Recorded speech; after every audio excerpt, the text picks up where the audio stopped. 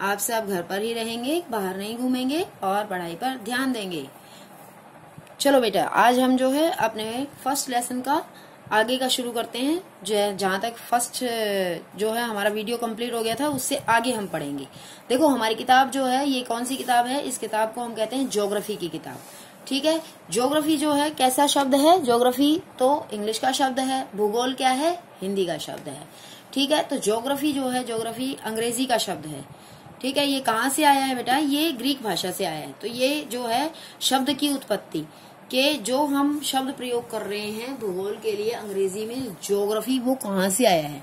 तो ज्योग्राफी जो है हमारा जो है वो ग्रीक भाषा से लिया गया है, जो दो शब्दों से मिलकर बना है। ठीक है, जिसमें जी का अर्थ होता है पृथ्वी और ग्राफिया का अर्थ होता है लिखना। तो इस तरीके से हम क्या है, ज्योग्राफी में हम बेसिकली क्या करते हैं? पृथ्वी का विवरण करते हैं। ठीक है, तो बेटा इसमें हम जो है जियो को जोड़ करके 3 और शब्द बना सकते हैं यहाँ पर, जिनकी पढ़ाई की जाती है। जियोलॉजी यानी कि पृथ्वी का अध्ययन, जियोमेट्री यानी कि पृथ्वी का मापन, और जियोऑइड यानी कि पृथ्वी के आकार के अनुरूप। ये है। इसके बाद बेटा एक और आया है यहाँ पर नीचे, देखो, क्या आप जानते हैं रात में आसमान को देखकर मनुष्य हमेशा से मोहित हुआ है। खगोलीय पिंडों एवं उनकी गति के संबंध में अध्ययन करने वालों को क्या कहा जाता है? खगोल शास्त्री कहा जाता है। आर्यभट्ट प्राचीन भारत के सबसे प्रसिद्ध खगोल शास्त्री थे।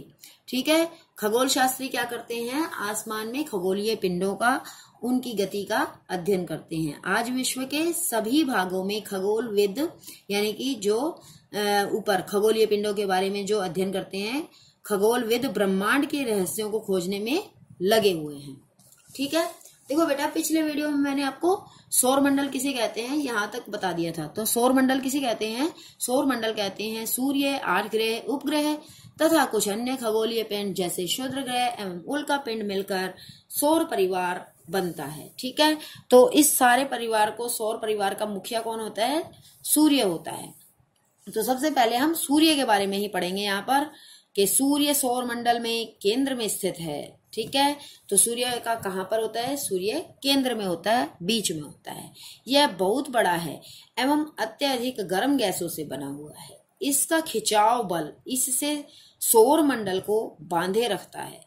सूर्य सौर मंडल के लिए प्रकाश एवं ऊष्मा का एकमात्र स्रोत है। ठीक है, जैसे पीछे हमने आपको बताया था कि सूर्य के प्रकाश से ही सारे ग्रह क्या होते हैं? चमकते हैं। ठीक है, लेकिन हम उनकी अत्यधिक तेज ऊष्मा को महसूस नहीं करते हैं, क्योंकि सबसे नजदीक का तारा होने के बावजूद यह हमसे बहुत दूर है। ठीक है, सूर्य पृथ्वी से लगभग 15 करोड़ किलोमीटर दूर है। बहुत ज्यादा है ना, 15 करोड़ किलोमीटर। ठीक है, यहाँ से देखो, अपने यहाँ से दादरी से दिल्ली 100 किलोमीटर है सीधा सीधा, ये तो 15 करोड़ किलोमीटर है। It is very far from the earth. Okay, अब बेटा देखो आगे, ग्रह यानी कि प्लेनेट। हमारे सौर मंडल में 8 ग्रह हैं। ठीक है, पिछली बार मैंने जो है आपको पिछले पेज से पूरा एक्सप्लेनेशन बताया था। यहाँ पर हमारे पास 8 ग्रह हैं।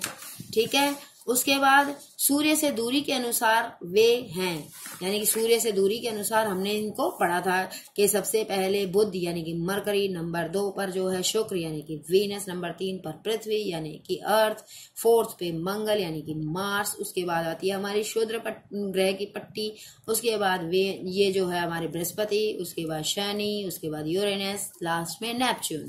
इस तरीके से जो है टोटल 8 हमारे प्लैनेट्स आते हैं।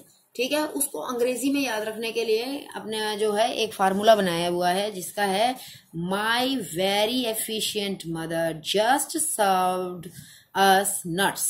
ठीक है, तो ये ये जो है आप एक लाइन याद कर लेंगे, उस एक लाइन से जो है आपको इन सब लाइनों का जो फर्स्ट जो वर्ड है उसको लेकर के क्या बन जाएगा हमारा, उसको लेकर के बन जाएंगे हमारे टोटल 8 ग्रहों के नाम, जैसे M for Mercury, V for Venus, E for Earth, M for Mars, J for Jupiter, S for Saturn, U for Uranus and N for Neptune.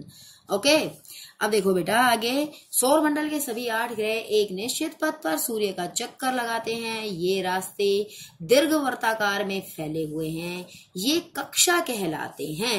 ये कैसे दीर्घवृत्ताकार कैसे है बेटा? ये देखो, ये इस तरीके से ये बड़े बड़े वृत्त हैं। ये छोटा बनाया है, इसको आधा काट दिया है, जब ये पूरा चक्कर लगाते हैं ऐसे बड़े बड़े वृत्त हैं ये दीर्घ वृत्ताकार। दीर्घ मतलब बड़ा और वृत्त मतलब तो गोला, ठीक है। तो दीर्घ वृत्ताकार में फैले हुए हैं, जहां पर ये फैले उसे हम क्या कहते हैं, ये कक्षा कहलाता है। बुध, देखो बुध सूर्य के सबसे नजदीक है। ये पेपर में क्वेश्चन आ सकता है आपको कि सूर्य के सबसे नजदीक ग्रह कौन सा है, तो आपको जल्दी से पता होना चाहिए कि बुध है, ठीक है। उसके बाद अपनी कक्षा में सूर्य के चारों ओर एक चक्कर लगाने में इसे केवल 88 दिन लगते हैं। शुक्र को पृथ्वी का जुड़वा ग्रह माना जाता है। तो ये भी आपके पेपर में क्वेश्चन आ जाता है बेटे कि पृथ्वी के जुड़वा ग्रह कौन से हैं, पृथ्वी का जुड़वा ग्रह कौन सा है, तो शुक्र को पृथ्वी का जुड़वा ग्रह माना जाता है, क्योंकि इसका आकार एवं आकृति लगभग पृथ्वी के ही समान है।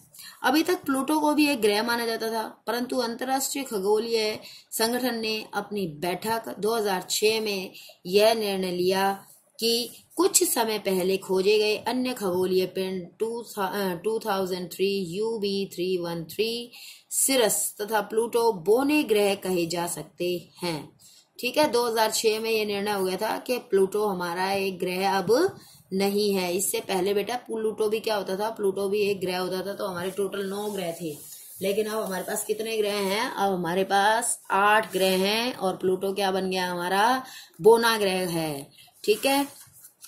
अब हमारे जो सबसे इम्पोर्टेंट है हमारे लिए, हमारी पृथ्वी, हमारी अर्थ, जहां पर हम रहते हैं, ठीक है। तो अर्थ का नंबर कौन से नंबर पे आता है बेटा, अर्थ का नंबर आता है यहाँ से सूर्य से तीसरे नंबर पर अर्थ का नंबर आता है, सूर्य से तीसरे नंबर पर अर्थ का नंबर आता है।